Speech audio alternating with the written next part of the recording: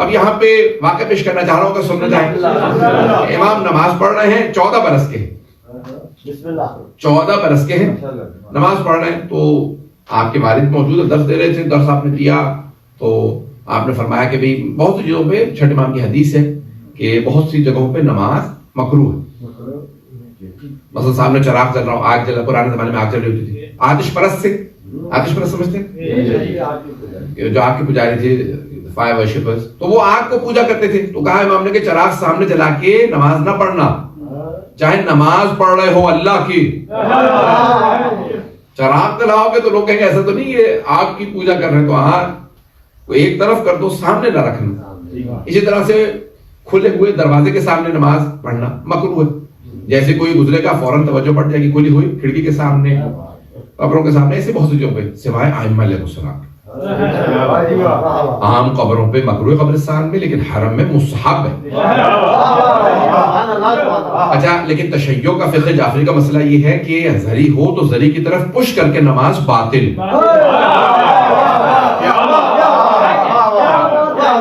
بہت سے حالات کہتے ہیں تم زری سامنے ہے, زری کی طرف منہ کر کے نماز پڑھ رہے ہو, تو مشرکوں کا نہیں, ہمارے ائمہ نے کہا پشت کرو گے تو نماز قبول نہیں. کہا مولا کیوں نماز قبول نہیں؟ کہا کیونکہ ہم مردہ نہیں زندہ ہیں.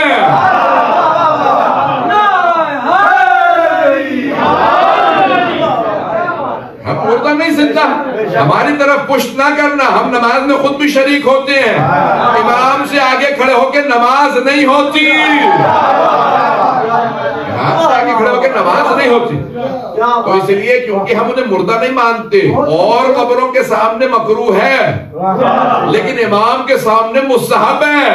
اب آپ کیا کریں گے؟ سامنے رک کریں گے, یعنی قبر یعنی ذریعہ مقدس کی طرف, جب قبلہ اسی طرف ہو, اسی طرف قبلہ ہے, اسی طرف سامنے ذریعہ ہے, وہاں پہ آپ نماز پڑھیں گے, اس طرف پشت نہیں کر سکتے. بات واضح ہو رہی ہے؟ You can't have your back towards the dhari of Imam alayhi salam. You can only pray when it is either on your side or it is the dhari is in your front. وہاں نماز ہو جاتی ہے, جب ذری پیچھے ہو تو نہیں ہوتی. چھوٹے چھوٹے سے مسائل ہیں یہ, لیکن شیعوں کے فقہ سے بھی پتہ چلتا ہے کہ آل محمد کا فقہ ہی کچھ اور ہے. یہ فقہ اہل بیت, یہ فقہ اہل بیت ہے. تو ایسا نہیں کہ رابطہ امام علیہ السلام نے چھٹے امام نے کہا تھا کہ دروازہ کھلا ہو تو کھلے دروازے کے سامنے نماز مکروہ ہے, ہو جاتی ہے لیکن ثواب کم ہو جاتا ہے. کیوں؟ توجہ بڑھتی ہے. تو اب امام کے سارے شاگرد دیکھ رہے ہیں, اور امام کے جو فرزند ہیں 7ویں امام, وہ دروازے کے سامنے نماز پڑھ رہے ہیں. لوگوں نے کہا مولا آپ کے صاحبزادے نماز پڑھ رہے ہیں, سامنے دروازہ ہے تھوڑے سے فاصلے پہ. امام نے کہا یہ عام بیٹا نہیں ہے, یہ میری امامت کا وارث ہے.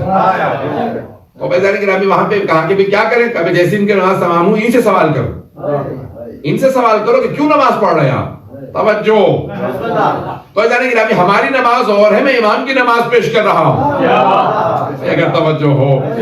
تو ایک مرتبہ جیسے امام کی نماز تمام ہوئی, السلام علیکم ورحمۃ اللہ وبرکاتہ, اللہ, امام جیسی نماز تمام کر کے جیسے ہی فارغ ہوئے نماز سے, سارے کے سارے آپ کے جو بابا کے شاگرد تھے سب نے حملہ کی. تو کہا کہ اچھا دیکھیں, امام کے شاگرد صرف اور صرف شیعہ نہیں تھے. یہ میں بات واضح کر دوں, 4000 شاگرد تھے چھٹے امام کے, ان میں شیعہ بھی تھے, اہل سنت بھی تھے, ان میں حتیٰ غیر مسلم بھی تھے, کرسچنز بھی تھے, یہودی بھی تھے, تمام ادیان کے ماننے والے, حتیٰ ملحد ایتھیسٹ بھی امام کے شاگرد تھے.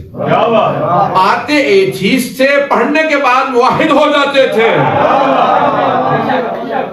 شاگرد پہلے سے سب شیعہ نہیں آتے تھے, آنے کے بعد بھی شیعہ ہوتے. تو جانے گرامی آپ سارے کے سارے شاگرد کہنے لگے بھئی یہ کیا ہو رہا, آپ سامنے دروازے کے نماز پڑھ رہے ہیں.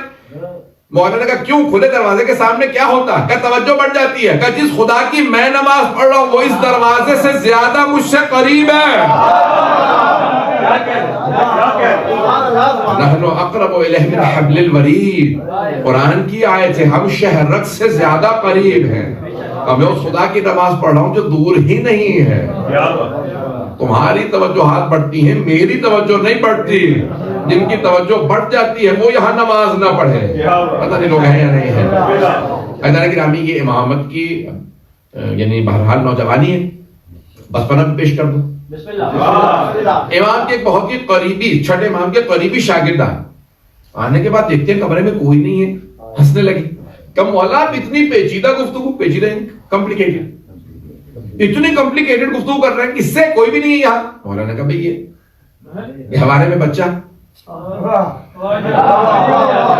کہ مولا اس بچے سے یہ جو چل بھی نہیں سکتا، یہ تو مجھے سمجھ میں نہیں آ رہی بات، بچہ کیا سمجھے گا؟ وہ اور زیادہ ہنسا. مولا نے کہا اس بچے پہ مت ہنس، یہ عام بچہ نہیں ہے. وہ کہتے میں نے پلٹ کے بچے کو دیکھا، اب میں نے دیکھا جب سننا شروع کیا تو وہ بچہ بھی چھٹے امام سے فصیح و بلیغ عربی زبان میں کلام کر رہا. اب میرا تعجب اور بڑھ گیا کہ میری ہنسی ساری ختم. مولا یہ بچہ اتنی مشکل مجھے سمجھ میں نہیں آ رہی ہے، کون ہے بچہ؟ امام نے کہا میرے بعد یہی تمہارا امام ہے.